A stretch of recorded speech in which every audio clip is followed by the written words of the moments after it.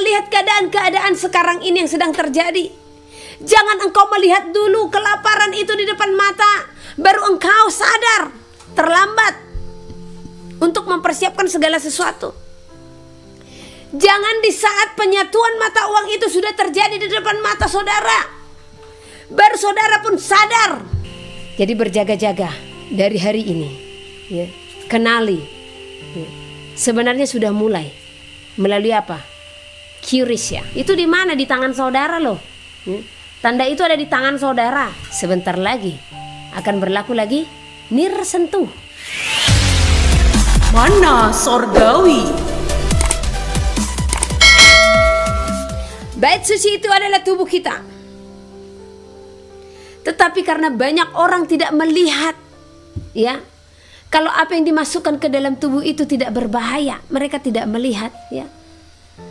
Mereka pun tidak percaya dengan pemberitaan-pemberitaan yang dimana Elohim berfirman langsung kepada hamba-hambanya.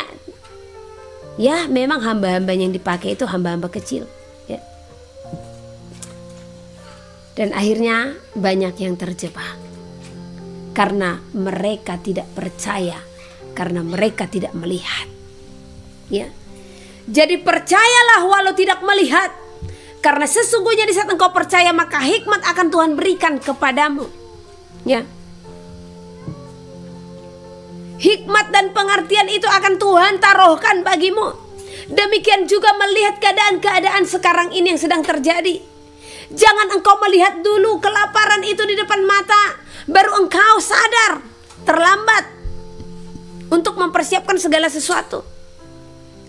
Jangan di saat penyatuan mata uang itu sudah terjadi di depan mata saudara, baru saudara pun sadar kalau itu sesuatu yang memang sudah dinyatakan sebagai tanda bilangan, di mana tidak bisa membeli dan menjual tanpa tanda itu. Harus bagaimana sebenarnya Tuhan itu berfirman, ya. Apakah dia harus datang kembali pakai mahkota, pakai jubah raja baru kita percaya? Kalau kita sudah memasuki zaman susah, kalau masa-masa sulit akan dihadapi di bumi saat ini, yang sesungguhnya sebagian kecil kita sudah melihat dengan mata walau melalui media, ya, perang. Apakah mata kita ini tidak melihat bagaimana media-media menampilkan segala kejahatan-kejahatan di bumi, segala bencana-bencana, ya. Tapi karena tidak di depan mata kita secara langsung, tetap tidak percaya, tetap kita berdiam diri, tetap kita merasa nyaman tanpa ada kesiapan hati memperlengkapi, membenahi diri, menyongsong kedatangan Elohim. Elohim selalu berfirman kepada hambanya jikalau kedatangannya sudah akan tiba. Tetapi karena saudara tidak melihat Elohim itu langsung berbicara, saudara pun tidak percaya sehingga santai saja, ya. Zamannya tidak bisa lagi untuk bersantai-santai ria. Saatnya kamu harus benar-benar, engkau harus benar-benar merobek segala apa yang bukan berasal daripada Elohim. Kedengkian, iri hati, kegeraman, kemarahan, kecongkakan, fitnah, hujat, semuanya itu harus dilepas. Tidak ada waktunya lagi bagi kita untuk apa? Memelihara semua itu, ya. Sekalipun kita tidak melihat, namun kita mendengar. Pendengaran kita ini harus benar-benar kita pakai. Pendengaran kita ini harus benar-benar kita pekakan, kita konekkan kepada Tuhan, supaya kita lebih peka untuk mengetahui, untuk mendengar pemberitaan, apakah itu dari Tuhan atau tidak. Ya, masih enak seperti Thomas, Elohim datang langsung, ya. Dan bagaimana ini nanti? Ya, memang Elohim akan datang, tetapi apakah di kedatangannya saudara telah bersiap-siap? Itu yang menjadi pertanyaan, ya. Kalau sekiranya dia datang, saudara belum siap-siap, sayang sekali, masuk ke cawan murka. Gak ada waktu lagi untuk berpangku tangan, saudara terkasih, ya. Jangan bolak-balik Elohim peringatkan kita, baik melalui media-media, melalui hamba-hambanya. Jangan berulang kali ya. Lihat zaman, bukan lihat depan rumahmu, bukan lihat desamu, bukan lihat kecamatanmu. Seluruh bumi harus engkau lihat sebagai kacamata bagi saudara, untuk melihat dan menghubungkan itu dengan apa yang telah tertulis ya. Apakah kita sudah di zaman akhir? Apakah ini kedatangan Tuhan sudah akan tiba? Ya, harus diperhatikan ya. Lihat, karena dikatakan keadaan manusia di akhir zaman itu seperti apa, saudara? Ya. Keadaan manusia di akhir zaman itu seperti apa? Ya, anak-anak, uli, remaja. Keadaan manusia di akhir zaman itu seperti apa? Sifat-sifat manusia di akhir zaman itu seperti apa? Kasih semakin dingin. Sifat-sifat manusia memberontak, mementingkan diri sendiri, tidak tahu berterima kasih ya. Nah, tetapi kita bukanlah manusia yang seperti itu di akhir zaman. Namun kita adalah anak-anak yang mempersiapkan diri menyongsong hari kedatangan Elohim. Saya akan bacakan ya, sebelum jaringan hilang, karena ini sudah mulai lambat ya. Oke.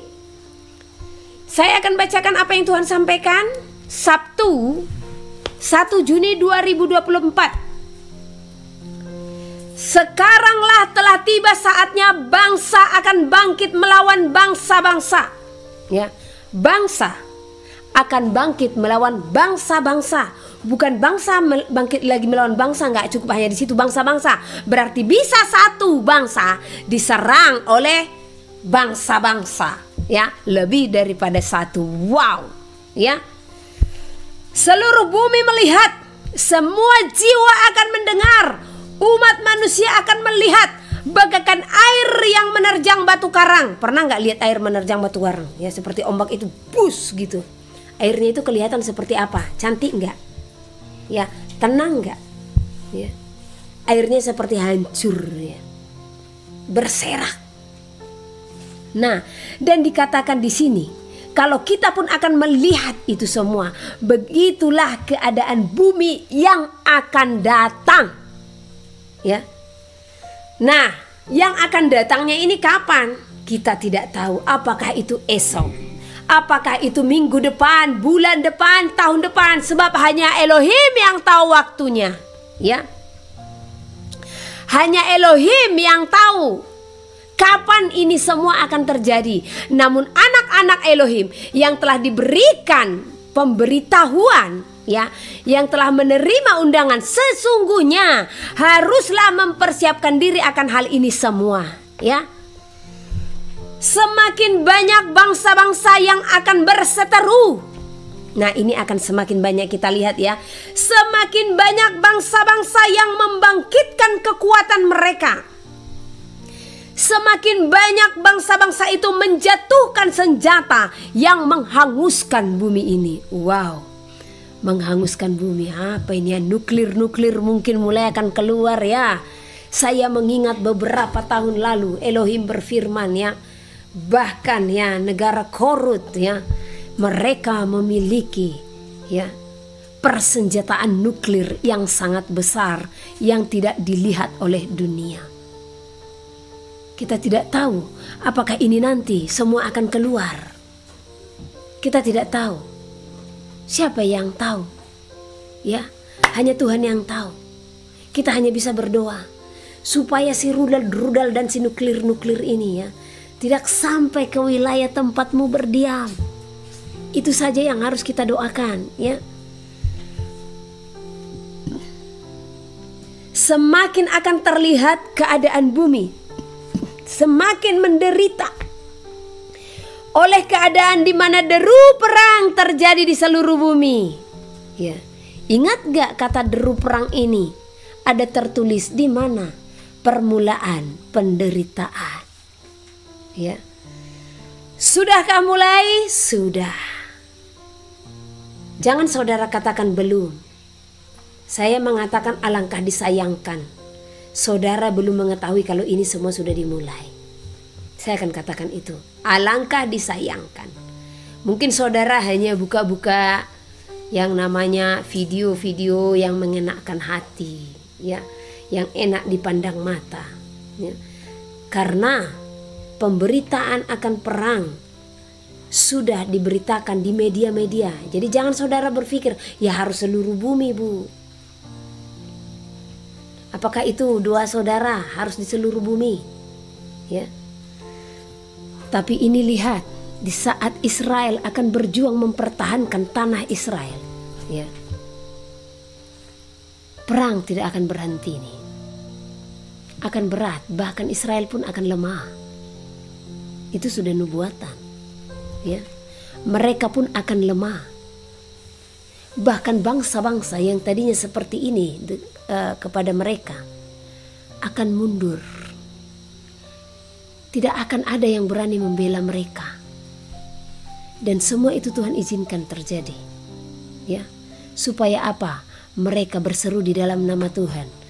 Karena sesungguhnya Israel dahulu juga masih ada tetap sekarang, ya. Seperti apa, ya?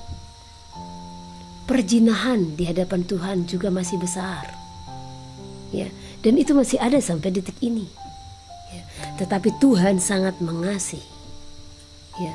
Oleh karena itu, segala sesuatu diizinkan terjadi supaya bangsa ini benar-benar berseru dan memanggil Elohim. Di saat mereka berseru-seru hanya karena apa? Kelemahan. Mereka lemah. Ingat waktu mereka lemah, ya.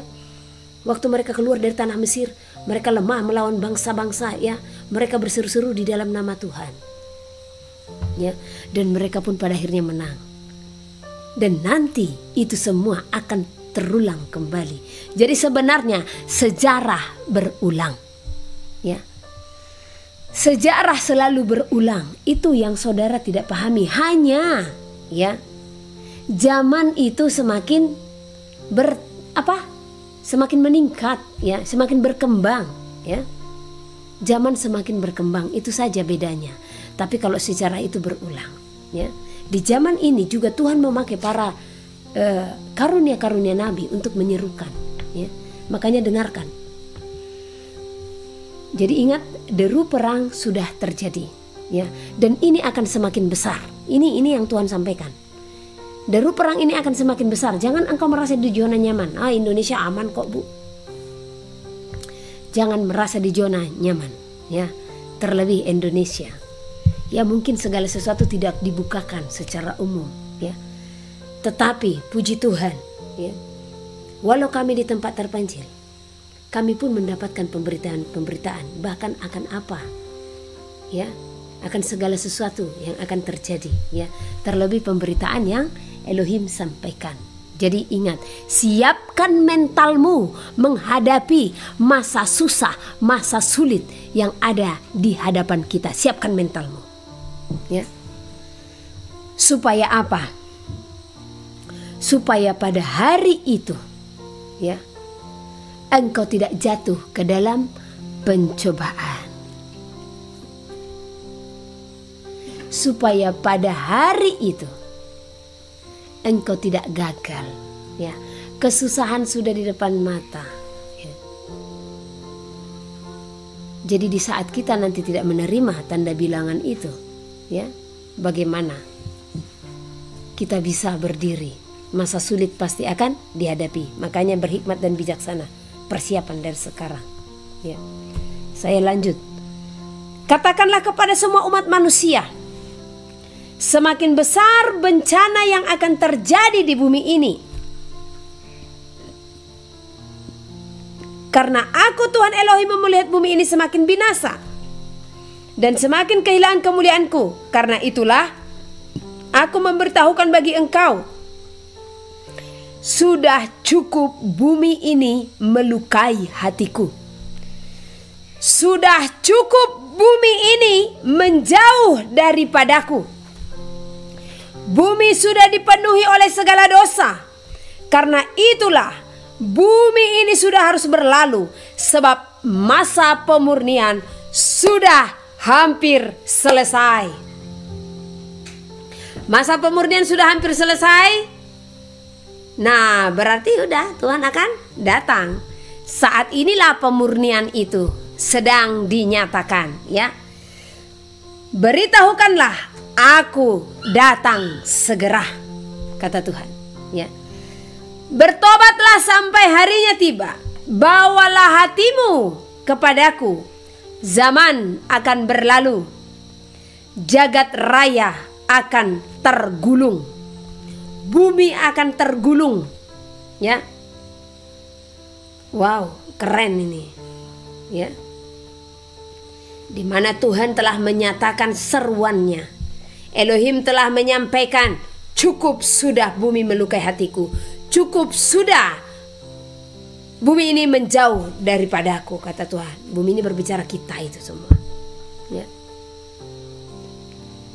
Jadi Tuhan katakan, beritahukanlah aku akan datang. Jadi Tuhan akan datang, ya. Kita buka dulu Yesaya 34 ayat 4, ya.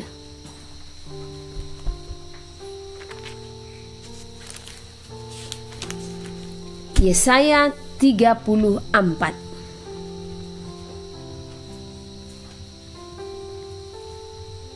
Hukuman atas bangsa-bangsa termasuk Edom. Saya baca dari ayat pertama saja, ya. Karena ini juga perintah bagi kita. Dan ini seperti gambaran apa yang kita hadapi saat ini, ya. Marilah mendekat, hai bangsa-bangsa, dengarlah. Dan perhatikanlah, hai suku-suku bangsa. Baiklah bumi serta segala isinya mendengar. Dunia dan segala yang terpancar daripadanya. Sebab Tuhan murka atas segala bangsa, dan hatinya panas atas segenap tentara mereka. Ia telah menghususkan mereka untuk ditumpas dan menyerahkan mereka untuk dibantai. Wow. Orang-orangnya yang mati terbunuh akan dilemparkan, dan dari bangkai-bangkai mereka akan naik dan bau busuk. Gunung-gunung akan kebanjiran darah mereka. Segenap tentara langit akan hancur, dan langit akan digulung seperti gulungan kitab. Segala tentara mereka akan gugur seperti daun yang gugur dari pohon anggur, dan seperti gugurnya daun pohon ara. Sebab pedangku yang di langit sudah mengamuk. Lihat, ia turun menghakimi Edom, bangsa yang kukhususkan untuk ditumpas. Jadi jangan menjadi bangsa, ya, yang akan ditumpas karena apa? Kebebalan, ketegar-tengkukan, ya, oleh karena pemberontakan di hadapan Tuhan, ya. Tuhan mempunyai sebilah pedang yang berlumuran darah dan yang penuh lemak, yaitu darah anak-anak domba dan kambing-kambing jantan, dan lemak buah pinggang domba-domba jantan. Sebab Tuhan, oke, sampai di situ saja, ya, ayat kelima itu saja, ya. Sebab pedangku yang di langit sudah mengamuk. Lihat, ia turun menghakimi Edom, bangsa yang kukhususkan untuk ditumpas, ya. Kenapa bangsa itu dikhususkan untuk ditumpas? Kembali karena apa? Pendurhakaan, ya. Karena dosa-dosa mereka, kebebalan, ketegar-tengkukan. Jadi saudara-saudara terkasih di dalam nama Tuhan, di saat engkau telah mendengar segala apa yang Tuhan firmankan, walau engkau tidak melihat dengan mata kepala sendiri, percayalah, kita ini sudah di akhir zaman, ya. Sudah saatnya Tuhan akan datang. Sudah saatnya bumi ini akan berlalu, ya. Tidak ada waktu lagi. Jangan memikirkan segala rancangan-rancanganmu di depan. Banyak yang bertanya kepada saya, gimana nih usahaku, gimana nih ini semua. Bisa kok berjalan. Saya katakan bisa berjalan, ya. Bisa saudara sukses. Perkaranya, apakah di dalam kesuksesanmu Tuhan akan berkenan? Apakah engkau masih bisa bergerak dan mempergunakan semua usahamu dan kejayaanmu itu tanpa engkau menerima tanda bilangan itu? Bisa? Masalahnya, supaya itu bisa berkembang, maka engkau harus terikat dengan sistem peraturan-peraturan dunia yang dibuat untuk apa? Memisahkan ya manusia dengan Elohim. Apakah engkau mau di dalamnya? Jadi jujur, kalau saudara bertanya kepada saya, apakah masih ada kesempatan untuk mengembangkan segala bisnis-bisnis? Saya katakan tidak, dan saya berani katakan tidak bagi orang-orang yang mau sangkal diri pikul salib. Karena sudah di depan mata segala perencanaan-perencanaan mereka. Hanya tinggal hitungan jari. Jadi hitungan jari ini pakailah sebagai perlengkapanmu untuk mempersiapkan hidupmu, menyongsong masa tidak bisa membeli dan menjual. Sekarang saatnya, sesungguhnya ini sudah mepet, ya. Jadi kalau saudara bertanya lagi seperti itu, saya tetap akan katakan tidak.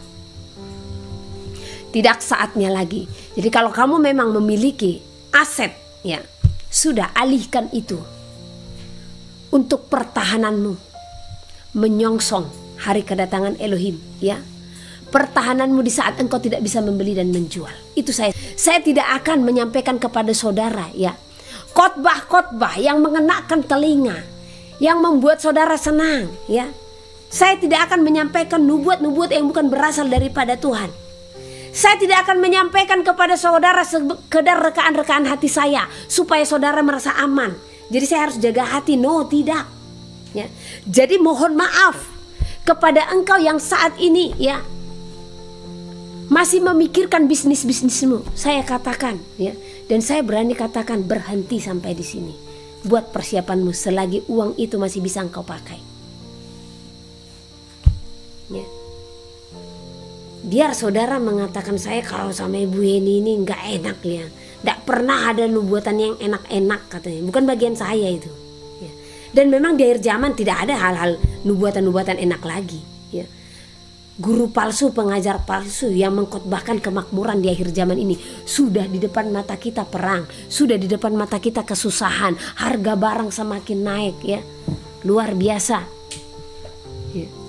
Pekan lalu kami belanja, harganya naik 2 kali lipat, 100%. Dahsyat, ada apa ini? Ya, ada apa? Kok bisa seperti itu? Ya, saudara harus memahami kenapa sih, ya, ladang-ladang ini kok tidak menghasilkan? Kenapa sih banyak gagal panen? Ini ada sesuatu yang disengajakan. Tetapi yang disengajakan ini memang harus terjadi sebagai penggenapan daripada firman. Karena nubuatan dalam wahyu harus tergenapi, yaitu apa? Kelaparan. Makanya apa masih saatnya saudara untuk, ya, melanjutkan bisnis-bisnis? Enggak. Karena kalau masa kelaparan itu terjadi, bagaimana saudara sekalipun punya uang melimpah, mau beli apa kalau sudah tidak ada lagi? Ya. Dan ini sudah dirancangkan, saudara. Semuanya ini telah direncanakan untuk tujuan apa? Ya, mengurangi jumlah. Karena bumi sudah terlalu padat. Jadi pahami. Jangan saudara lihat dulu di depan mata baru percaya. Percayalah walau tidak melihat. Agenda mereka ini harus benar-benar terjadi. Kemarin saya dikirimin video, ya, sama seorang ketua JDW, ya. Nah, jadi tim meminta supaya ini digagalkan.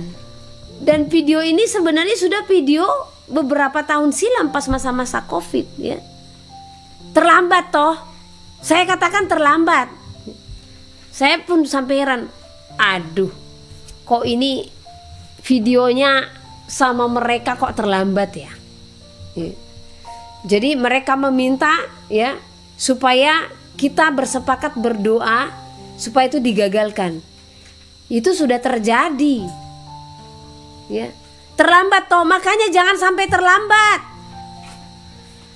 Itu sudah terjadi. Sekarang tinggal menunggu apa? Ya, mata uang yang didigitalkan tadi. Nah, jadi berhikmat saudara. Makanya banyak berdoa.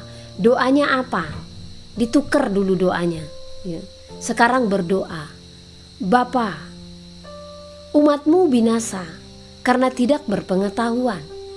Kami tidak mau untuk tidak berpengetahuan Tuhan, karena Engkau memberikan karunia pengetahuan. Oleh karena itu, bukakan kepada kami hal-hal yang rahasia. Bukakan kepada kami hal-hal yang tertutup, supaya di saat hari kedatangan-Mu Bapa, kami telah mengetahui segala sesuatu dan kami telah mempersiapkan hidup kami. Jadi nggak akan ketinggalan berita saudara.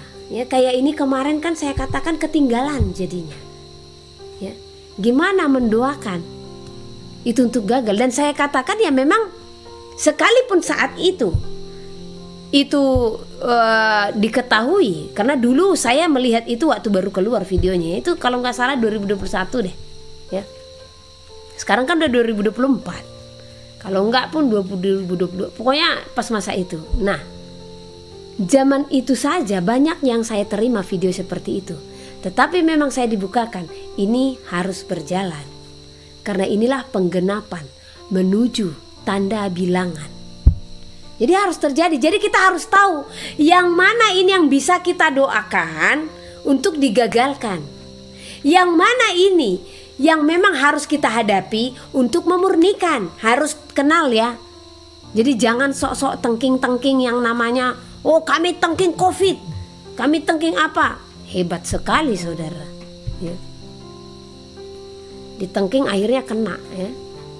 Ini semua memang harus terjadi sebagai penggenapan daripada kitab Wahyu. Makanya miliki pengenalan ya, pengetahuan supaya tidak ketinggalan zaman, supaya tidak tertinggal di saat Tuhan datang. Jadi sayangnya seperti berita kemarin baru diketahui. Nah, karena mungkin selama ini kan berita-berita seperti itu ya, tidak banyak orang yang respon. Karena kan dulu orang kalau ada berita-berita, satu contoh menolak ini ya, mereka tidak mau buka. Tapi sekarang setelah dibongkar ya, kalau itu tidak bagus baru dibukai semua, baru menyesal semuanya. Percayalah walau tidak melihat. Kalau Tuhan katakan itu tidak baik bagi bait suci, jangan teruskan. Ini juga akan ada lagi. Masihkah saudara meneruskan? Jangan ya. Saya katakan ini tidak baik ya. Dan Elohim juga yang menyampaikan kalau ini tidak baik ya. Apa yang saya dengar, apa yang saya terima adalah semua berasal daripada Roh Kudus, dan itu yang saya sampaikan kepada saudara.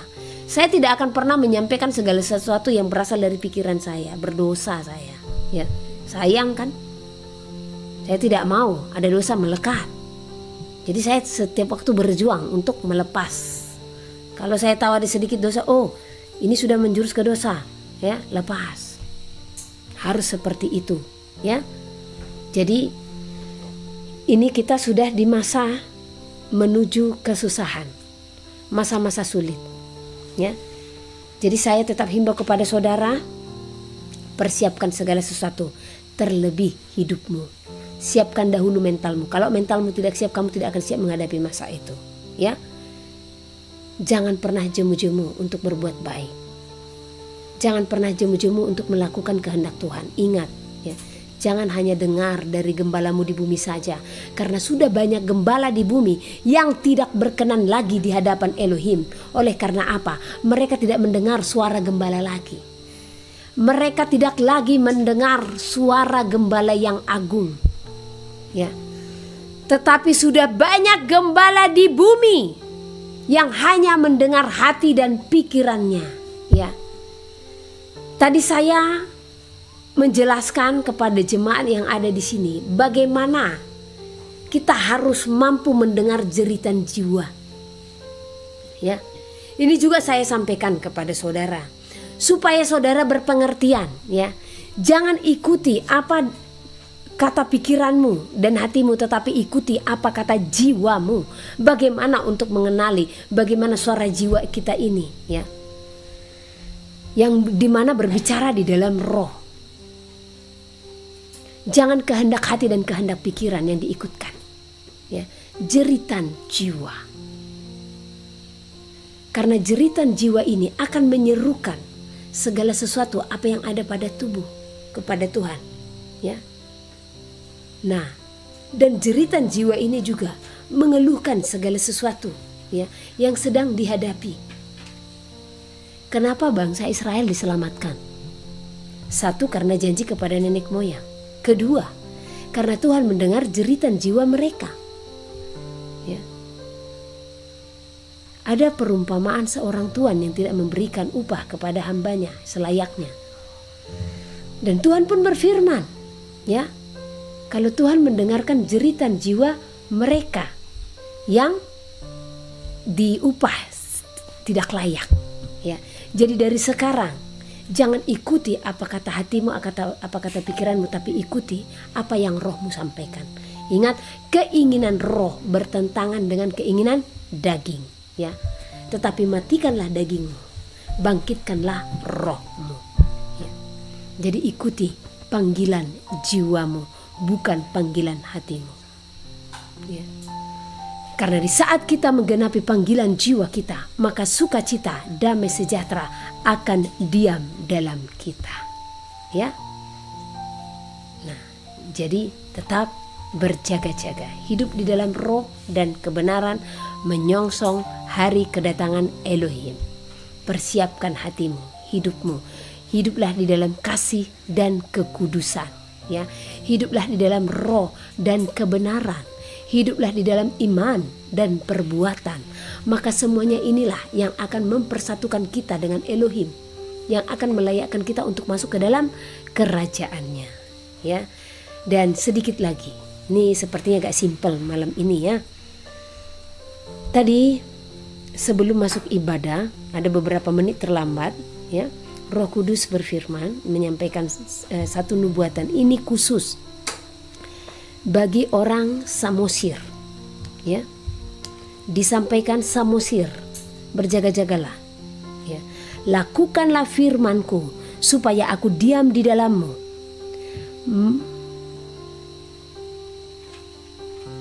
Melalukanmu. Ulang, ya. Samosir, berjaga-jagalah. Lakukanlah firmanku supaya aku diam di dalammu, melalukanmu dari segala apa yang akan datang, kesesakan, kesukaran lalu daripadamu. Nah, ini ceritanya kalau kita melakukan firman Elohim. Belalang-belalang pelahap akan memakan hasil tanamanmu, begitulah juga imanmu. Nah, makanya pertahankan imanmu. Kalau engkau tidak mempertahankan, tidak teguh, ya, maka imanmu juga akan dilahap, ya. Berdoalah agar bencana dijauhkan daripadamu. Sampaikanlah, hari itu sungguh penuh dengan tangisan. Sampaikanlah, ya. Jadi Samosir berdoa supaya bencana, kesusahan, kesesakan itu tidak terjadi di wilayahmu, ya. Elohim karena kasih memberikan peringatan. Ingat, jangan takut.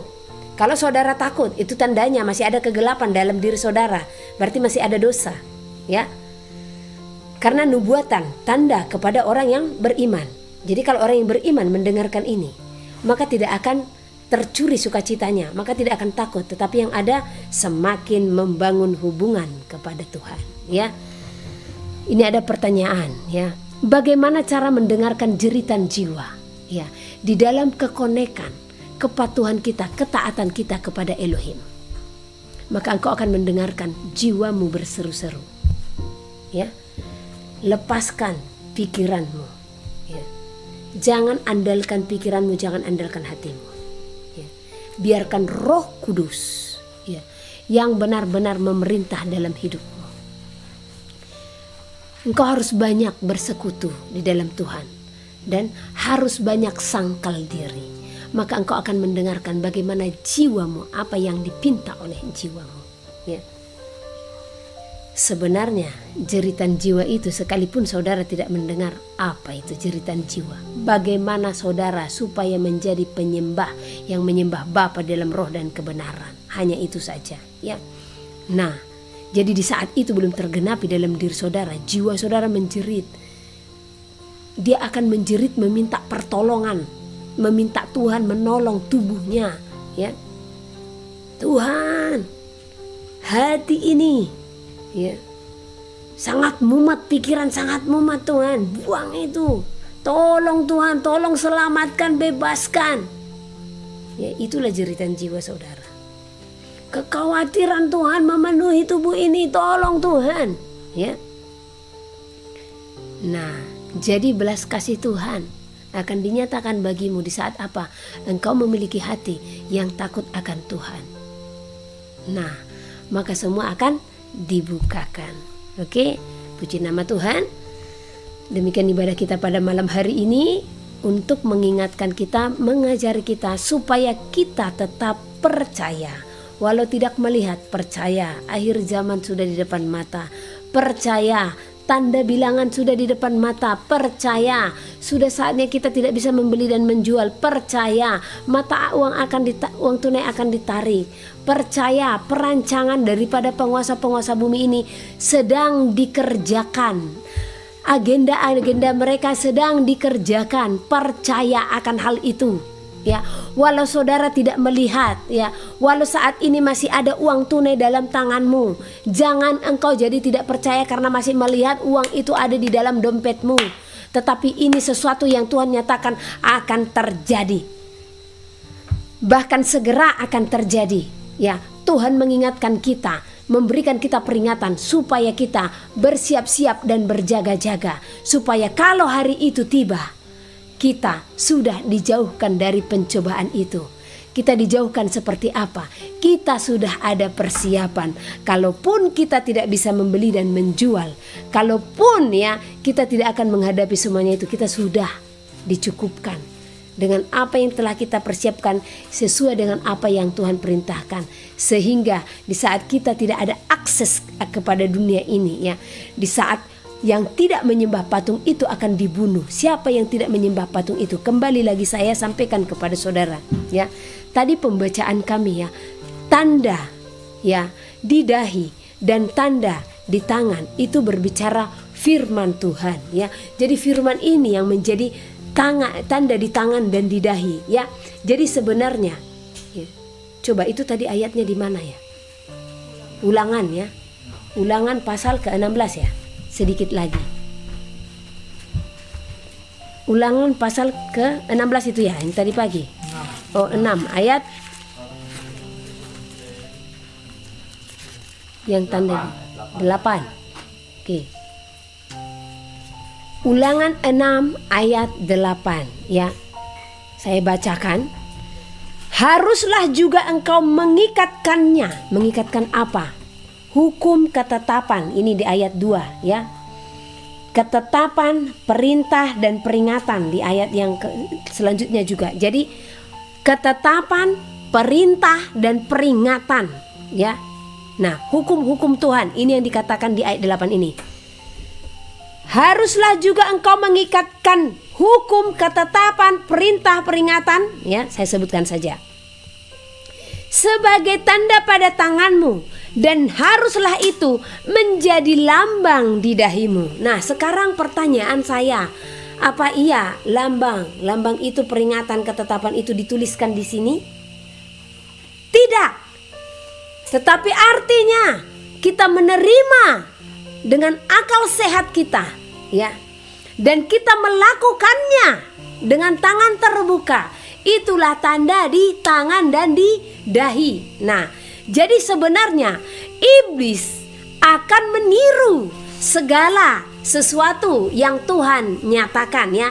Sama waktu dia meniru di saat Musa datang kepada Firaun, ya. Nah, ditunjukkannya segala kuasa Tuhan. Yang pertama apa? Tongkat menjadi ular. Penyihir Firaun juga bisa melakukan hal yang sama, cuman ada perbedaannya. Nah, yang dibuat Firaun itu dimakan sama ular yang dari tongkat Musa. Nah, jadi di akhir zaman simbol seperti ini di dahi dan di tangan juga akan dinyatakan, ya. Ini mereka ciplak, ya. Mereka akan meniru karena gambaran kalik Tuhan juga mereka mulai meniru dengan membuat apa? Robot-robot AI. Jadi apakah saudara percaya itu ada? Jangan di depan mata saudara dulu baru saudara percaya. Itu sudah ada. Bahkan ini yang kita takutkan, ya. Kalau ini berkembang, ya. Coba bagaimana kalau semua perusahaan akan memakai mereka? Kemana manusia? Ya. Ada satu perusahaan handphone, ya, gadget, saya tidak bisa sebutkan nama, ya. Di mana di dalam perusahaan itu, dalam pembuatan gadget tidak ada manusia sebagai karyawan di dalam pabrik itu, tetapi yang ada apa?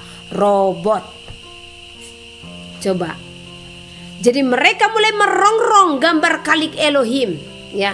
Mereka mulai meniru gambar kalik Elohim. Nah, jadi tanda ini juga di dahi dan di tangan. Mereka juga akan membuat itu di akhir zaman. Tetapi di sini kita harus memiliki pengertian, ya. Lambang di dahi, ya.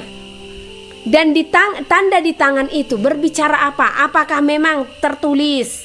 Apakah ada tertulis di sini dan di tangan ini? Tidak. Ini berbicara penerimaan kita dan bagaimana perbuatan kita untuk tetap melakukan ketetapan perintah dan peringatan Elohim. Saudara baca itu Ulangan pasal ke-6 dari ayat pertama sampai ayat yang ke-25. Ya, tadi pagi pas ini renungan kami, ya. Jadi Ulangan pasal ke-6 ayat ke-25 ini perlu, terlebih orang-orang tua perlu untuk membacanya ini supaya saudara lakukan dari hari ini sampai selama-lamanya. Nah, jadi di akhir zaman tanda itu seperti apa? Ya. Saya pernah sampaikan kepada saudara di mana saya pernah bertanya kepada Tuhan, Tuhan, sebenarnya apa sih arti tanda di dahi dan di tangan? Apakah nantinya, ya, seperti ada tato di sini, ya, dilukiskan di sini atau di tangan, ya. Tetapi Elohim berfirman, di dahi itu berbicara, ya, penerimaan akan segala peraturan yang mereka buat dengan akal sehat, ya. Penciplakan toh, karena ketetapan Tuhan juga harus kita terima dengan akal sehat, ya. Jadi iblis menciplak ini, ya, dengan mereka membuat sistem peraturan, karena di sini juga peraturan Tuhan, perintah Tuhan harus menjadi lambang atau simbol atau tanda di dahi dan di tangan kita, ya. Jadi iblis di akhir zaman akan membuat peraturan juga sebagai lambang di dahi dan di tangan umat manusia, ya. Wow. Jadi arti di dahi ini adalah penerimaan dengan akal sehat, ya. Arti daripada di tangan ini adalah penerimaan dengan tangan terbuka. Jadi kita menerima sistem atau peraturan itu. Itulah di dahi dan di tangan.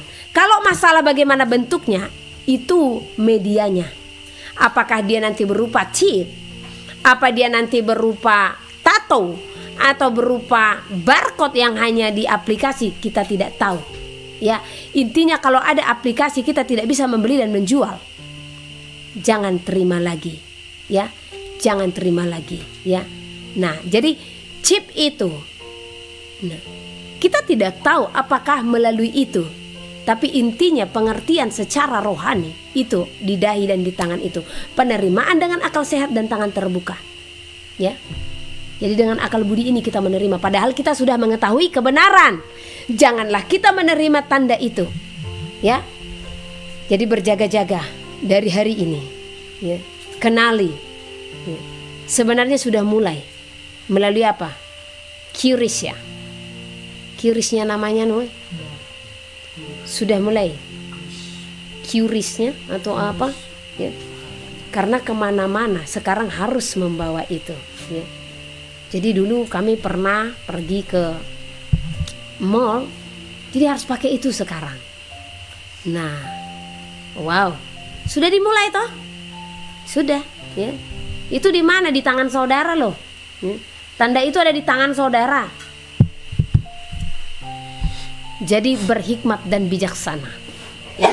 Makanya saya tidak mau menerima yang namanya ya hal-hal seperti itu.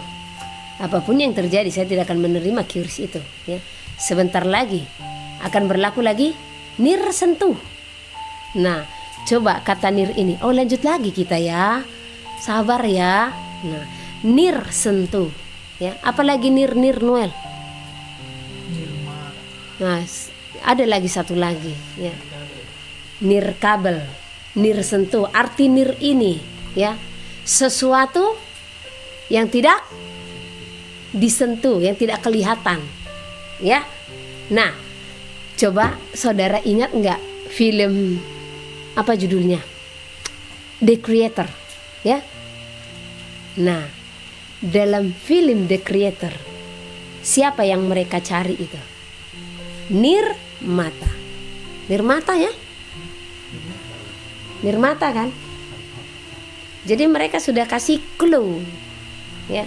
Ini sebentar ada nir sentuh, ya. Nah, nir kabel saja sudah ada. Jadi segala sesuatu nanti yang tidak kelihatan, yang tidak bisa disentuh dengan mata jasmani, tidak bisa, ya. Jadi nirmata itu juga di film The Creator. Jadi segala sesuatu nanti maya, tidak bisa dilihat oleh mata, sentuh semuanya. Sistem scan. Karena yang scan itu kan di tangan toh, ya. Mata kita ini melihat ya. Mata kita ini kan di wajah toh, ya. Ya ini dahi kita itu. Ya. Makanya berhikmat dan bijaksana. Pasal 20. Kebangkitan Yesus. Pada hari pertama minggu itu, pagi-pagi benar ketika hari masih gelap, pergilah Maria Magdalena ke kubur itu, dan ia melihat bahwa batu telah diambil dari kubur. Ia berlari-lari mendapatkan Simon Petrus dan murid yang lain yang dikasihi Yesus dan berkata kepada mereka, "Tuhan telah diambil orang dari kuburnya dan kami tidak tahu di mana ia diletakkan." Maka berangkatlah Petrus dan murid yang lain itu ke kubur. Keduanya berlari bersama-sama. Tetapi murid yang lain itu berlari lebih cepat daripada Petrus sehingga lebih dahulu sampai di kubur. Ia menjenguk ke dalam dan melihat kain kapan terletak di tanah. Akan tetapi ia tidak masuk ke dalam. Maka datanglah Simon Petrus juga menyusul dia dan masuk ke dalam kubur itu. Ia melihat kain kapan terletak di tanah, sedang kain peluh yang tadinya ada di kepala Yesus tidak terletak dekat kain kapan itu, tetapi agak di samping, di tempat yang lain, dan sudah tergulung. Maka masuklah juga murid yang lain yang lebih dahulu sampai di kubur itu, dan ia melihatnya dan percaya. Sebab selama itu mereka belum mengerti isi kitab suci yang mengatakan bahwa ia harus bangkit dari antara orang mati. Lalu pulanglah kedua murid itu ke rumah. Yesus menampakkan diri kepada Maria Magdalena. Tetapi Maria berdiri dekat kubur itu dan menangis. Sambil menangis ia menjenguk ke dalam kubur itu, dan tampaklah olehnya dua orang malaikat berpakaian putih, yang seorang duduk di sebelah kepala dan yang lain di sebelah kaki di tempat mayat Yesus terbaring. Kata malaikat-malaikat itu kepadanya, "Ibu, mengapa engkau menangis?" Jawab Maria kepada mereka, "Tuhanku telah diambil orang, dan aku tidak tahu di mana ia diletakkan." Sesudah berkata demikian, ia menoleh ke belakang dan melihat Yesus berdiri di situ. Tetapi ia tidak tahu bahwa itu adalah Yesus. Kata Yesus kepadanya, "Ibu, mengapa engkau menangis? Siapakah yang kau cari?" Maria menyangka orang itu adalah penunggu taman, lalu berkata kepadanya, "Tuan, jikalau Tuan yang mengambil dia, katakanlah kepadaku di mana Tuan meletakkan dia, supaya aku dapat mengambilnya." Kata Yesus kepadanya, "Maria." Maria berpaling dan berkata kepadanya dalam bahasa Ibrani, Rabuni, artinya guru. Kata Yesus kepadanya, "Janganlah engkau memegang aku, sebab aku belum pergi kepada Bapa. Tetapi pergilah kepada saudara-saudaraku dan katakanlah kepada mereka, bahwa sekarang aku akan pergi kepada Bapakku dan Bapamu, kepada Allahku dan Allahmu." Maria Magdalena pergi dan berkata kepada murid-murid, "Aku telah melihat Tuhan," dan juga bahwa Dia yang mengatakan hal-hal itu kepadanya. Yesus menampakkan diri kepada murid-muridnya. Ketika hari sudah malam pada hari pertama minggu itu, berkumpullah murid-murid Yesus di suatu tempat dengan pintu-pintu yang terkunci, karena mereka takut kepada orang-orang Yahudi. Pada waktu itu datanglah Yesus dan berdiri di tengah-tengah mereka dan berkata, "Damai sejahtera bagi kamu." Dan sesudah berkata demikian, Ia menunjukkan tangannya dan lambungnya kepada mereka. Murid-murid itu bersukacita ketika mereka melihat Tuhan. Maka kata Yesus sekali lagi, "Damai sejahtera bagi kamu. Sama seperti Bapa mengutus aku, demikian juga sekarang aku mengutus kamu." Dan sesudah berkata demikian, Ia menghembusi mereka dan berkata, "Terimalah Roh Kudus. Jikalau kamu mengampuni dosa orang, dosanya diampuni. Dan jikalau kamu menyatakan dosa orang tetap ada, dosanya tetap ada." Yesus menampakkan diri kepada Thomas. Tetapi Thomas, seorang dari ke-12 murid itu, yang disebut Didimus, tidak ada bersama-sama mereka ketika Yesus datang ke situ.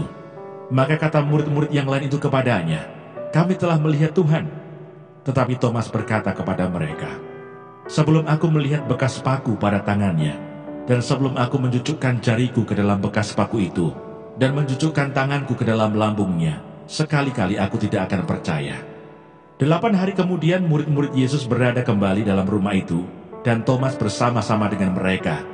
Sementara pintu-pintu terkunci, Yesus datang dan Ia berdiri di tengah-tengah mereka dan berkata, "Damai sejahtera bagi kamu." Kemudian Ia berkata kepada Thomas, "Taruhlah jarimu di sini dan lihatlah tanganku. Ulurkanlah tanganmu dan cucukkanlah ke dalam lambungku, dan jangan engkau tidak percaya lagi, melainkan percayalah." Thomas menjawab Dia, "Ya Tuhanku dan Allahku." Kata Yesus kepadanya, "Karena engkau telah melihat aku, maka engkau percaya. Berbahagialah mereka yang tidak melihat, namun percaya." Maksudnya Injil ini dicatat. Memang masih banyak tanda lain yang dibuat Yesus di depan mata murid-muridnya yang tidak tercatat dalam kitab ini. Tetapi semua yang tercantum di sini telah dicatat supaya kamu percaya bahwa Yesuslah Mesias Anak Allah, dan supaya kamu oleh imanmu memperoleh hidup dalam namanya. Yohanes pasal 21. Yesus menampakkan diri kepada murid-muridnya di pantai Danau Tiberias. Kemudian Yesus menampakkan diri lagi kepada murid-muridnya di pantai Danau Tiberias, dan Ia menampakkan diri sebagai berikut. Di pantai itu berkumpul Simon Petrus, Thomas yang disebut Didimus, Natanael dari Kana yang di Galilea, anak-anak Zebedeus, dan 2 orang muridnya yang lain. Kata Simon Petrus kepada mereka, "Aku pergi menangkap ikan." Kata mereka kepadanya, "Kami pergi juga dengan engkau." Mereka berangkat lalu naik ke perahu. Tetapi malam itu mereka tidak menangkap apa-apa. Ketika hari mulai siang, Yesus berdiri di pantai. Akan tetapi murid-murid itu tidak tahu bahwa itu adalah Yesus. Kata Yesus kepada mereka, "Hai anak-anak, adakah kamu mempunyai lauk pauk?" Jawab mereka, "Tidak ada." Maka kata Yesus kepada mereka, "Tebarkanlah jalamu di sebelah kanan perahu, maka akan kamu peroleh." Lalu mereka menebarkannya dan mereka tidak dapat menariknya lagi karena banyaknya ikan. Maka murid yang dikasihi Yesus itu berkata kepada Petrus, "Itu Tuhan." Ketika Petrus mendengar bahwa itu adalah Tuhan, maka ia mengenakan pakaiannya, sebab ia tidak berpakaian, lalu terjun ke dalam danau. Murid-murid yang lain datang dengan perahu karena mereka tidak jauh dari darat, hanya kira-kira 200 hasta saja, dan mereka menghela jala yang penuh ikan itu. Ketika mereka tiba di darat, mereka melihat api arang dan di atasnya ikan dan roti. Kata Yesus kepada mereka, "Bawalah beberapa ikan yang baru kamu tangkap itu." Simon Petrus naik ke perahu, lalu menghela jala itu ke darat, penuh ikan-ikan besar, 153 ekor banyaknya, dan sungguh pun sebanyak itu jala itu tidak koyak. Kata Yesus kepada mereka, marilah dan sarapanlah. Tidak ada di antara murid-murid itu yang berani bertanya kepadanya, siapakah engkau? Sebab mereka tahu bahwa ia adalah Tuhan. Yesus maju ke depan, mengambil roti dan memberikannya kepada mereka. Demikian juga ikan itu. Itulah ketiga kalinya Yesus menampakkan diri kepada murid-muridnya sesudah ia bangkit dari antara orang mati. Gembalakanlah domba-dombaku. Sesudah sarapan, Yesus berkata kepada Simon Petrus, Simon anak Yohanes, apakah engkau mengasihi aku lebih daripada mereka ini? Jawab Petrus kepadanya, benar Tuhan, engkau tahu bahwa aku mengasihi engkau. Kata Yesus kepadanya, gembalakanlah domba-dombaku. Kata Yesus pula kepadanya untuk kedua kalinya, Simon anak Yohanes, apakah engkau mengasihi aku? Jawab Petrus kepadanya, benar Tuhan, engkau tahu bahwa aku mengasihi engkau.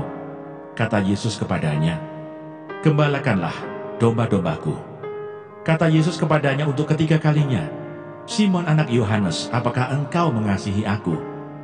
Maka sedih hati Petrus karena Yesus berkata untuk ketiga kalinya, apakah engkau mengasihi aku?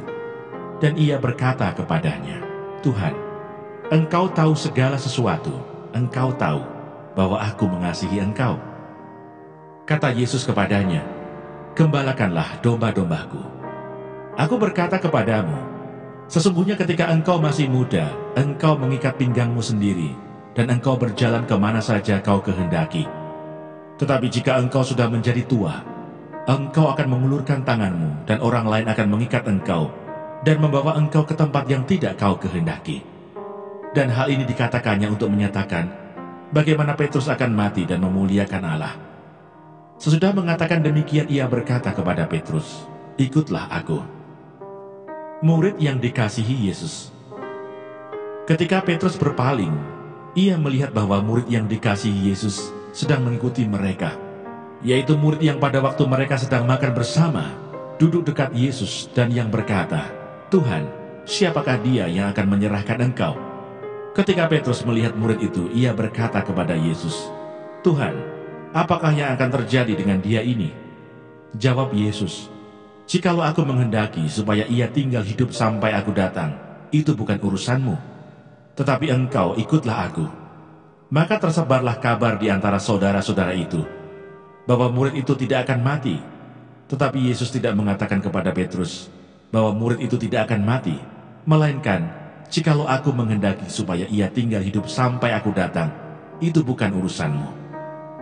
Kata penutup, dialah murid yang memberi kesaksian tentang semuanya ini, dan yang telah menuliskannya, dan kita tahu bahwa kesaksiannya itu benar. Masih banyak hal-hal lain lagi yang diperbuat oleh Yesus, tetapi jikalau semuanya itu harus dituliskan satu persatu, maka agaknya dunia ini tidak dapat memuat semua kitab yang harus ditulis itu. Mana Sorgawi.